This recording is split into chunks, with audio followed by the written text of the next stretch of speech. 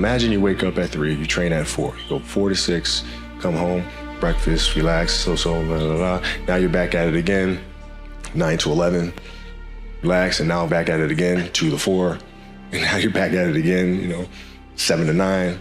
Look how much more training I have done by simply starting at 4. And that was the most important thing for me, is to leave no stone unturned, get better every single day. And if I lived that way, then over time, I'd have something that was beautiful. That was my philosophy. It seems like a pretty simple one, but if you live your life to just get better every single day, and you do that for 20 years, what do you have? Overall, the idea is a very simple one. And, the Mamba mentality simply means trying to be the best version of yourself. That's what the mentality means. It means every day, you're trying to become better. And it's a constant quest. It's an infinite quest. To me, the mentality is a really simple one in the sense that the confidence comes from preparation. So when the game's on the line, I'm not asking myself to do something that I haven't done thousands of times before.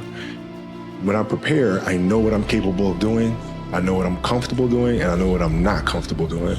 Right? And so in those moments, if it looks like I'm ice cold or not nervous, it's because I've done it thousands of times before. So what's one more time? So starting at the age of 2, when I first started playing the game, and on and on and on, I always ask questions. I always try to get better every single day, learn more. You'd be surprised, like some people, like my kids at 2 could do a lot of things. Right? At 2, I could dribble a basketball, I could shoot a basketball on the Nerf hoop at the house, and I would go to practice with my father. I would observe my father. I'd sit and watch games with him. A lot of things I learned by being around the game. Right? So by the age of 6, I was already strategizing versus other 6-year-olds. At the age of 6, I figured out 6-year-olds couldn't dribble with their left hand. So when I was playing these 6-year-old kids, I would make them dribble with their left because I knew they couldn't. And so they dribble off their foot, I'd pick it up, lay it up. Do it again, dribble off foot, pick it up, lay it up. So at 6 years old, I had 63 points. I just constantly looked for things to learn from, and I'm very observant. The passion came from the love for the game. I loved everything about it, like the smell of the ball, the smell of like brand new sneakers, and like the sound the ball makes when it hits the ground, the ball going through the net, like all those things I love.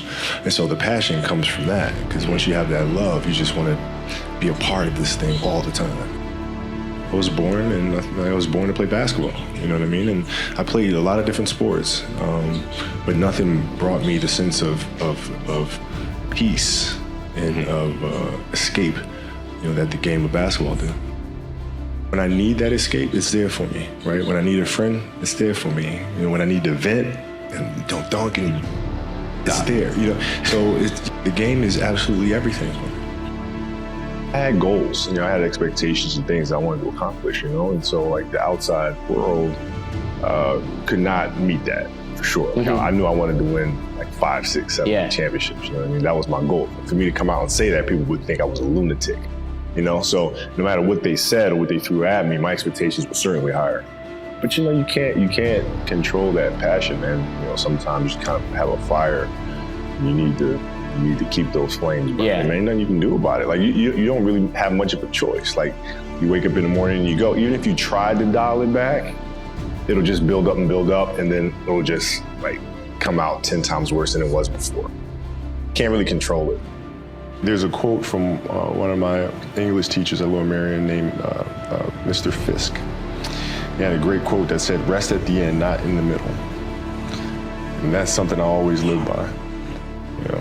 I'm not going to rest. I'm going to keep on pushing now. There are a lot of answers that I don't have, even questions that I don't have. But I'm just going to keep going. And I'll figure these things out as we go, right? And you just continue to build that way. So I try to live by that all the time. What was really your work ethic like, and for how long did you stay disciplined? Every day. Since 20 years. It was an everyday process, and trying to figure out strengths and weaknesses. For example, jumping ability. My vertical was a 40. It wasn't a 46 or 45. My hands are big, but they're not massive. right? So you got to figure out ways to strengthen them so your hands are strong enough to be able to palm a ball and do the things that you need to do. Quickness, I was quick, but not insanely quick. I was fast, but not ridiculously fast, right? So I had to rely on skill a lot more. I had to rely on angles a lot more. I had to study the game a lot more. And, but I enjoyed it though. So like from the time I can remember when I started watching the game, I studied the game and it just never changed. What does losing feel like to you? It's exciting. Why is it exciting? Because it means you have different ways to get better. There's certain things that you can figure out that you can take advantage of, right? Certain weaknesses that were exposed that you need to shore up, right? So it was exciting. I mean, it sucks to lose, right? But the hardest thing is to face that stuff. That's a really, really tough challenge. As athletes, the psychology is before you start a game, how can you lock in and get into that mental space where nothing else matters? You're completely locked in and focused on what you're trying to accomplish as an athlete out here. The noise of the crowd doesn't matter. Whether you're cheering or booing doesn't matter. You're just completely locked in. How do you do that? If we're talking about, a basketball decision where, read a certain coverage or something like that, I mean, a lot of that comes from the pre-work and understanding what their defensive package is and how to put teammates in certain situations. For example, if you look at players nowadays that are charged with taking game-winning shots, making game-winning decisions, and you look at the play and then you look at it and say, okay, well, that shooter was there, the double team came, and, the player couldn't do anything but pass the ball, right? Well, that's because they didn't do the pre-work. So when you do the pre-work, you understand, okay, this team in this situation likes to run a double team from this particular angle.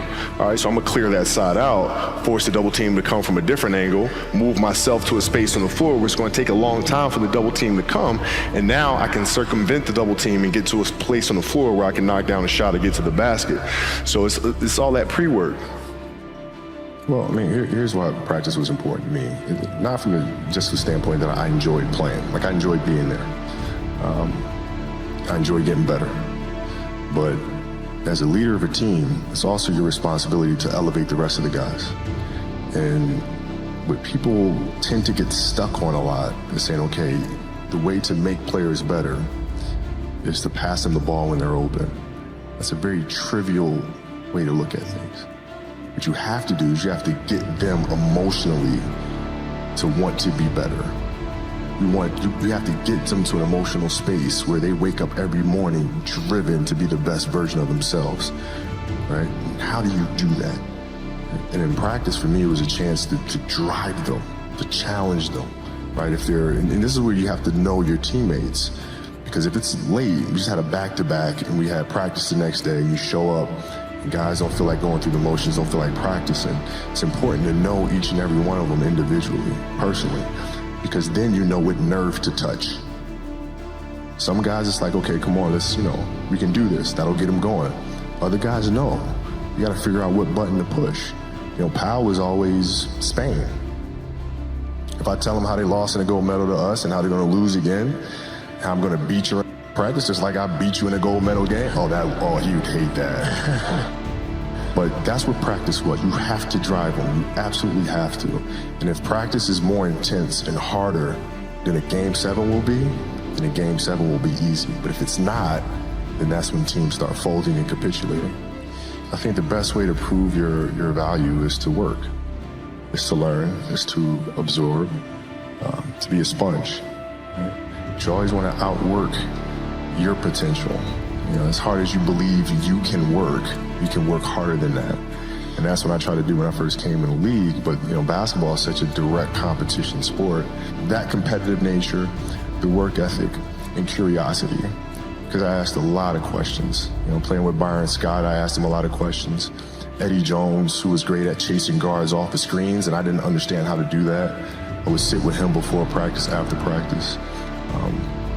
Magic, James Worthy, Kurt Rambis, Kareem Abdul, all the Laker greats. I would always sit down and just ask them questions about certain games that I studied growing up. What actually happened there? What did you feel there? Why? Bird tough to defend. Why? Because you look slow to me. like I'm missing something. So like, tell me what I'm missing, you know what I mean? And so I would always ask questions and try to learn as much as I could. I had a purpose. I wanted to be one of the best basketball players to ever play. And anything else that was outside of that lane, I didn't have time for. The definition of greatness is to inspire the people next to you. You know, I think that's what greatness is or should be. It's not something that lives and dies with one person. It's how can you inspire a person to then in turn inspire another person that then inspires another person. And that's how you create something that I think lasts forever. Yeah. And I think that's our challenge as people, is to figure out how our story can impact others and motivate them in a way to create their own greatness.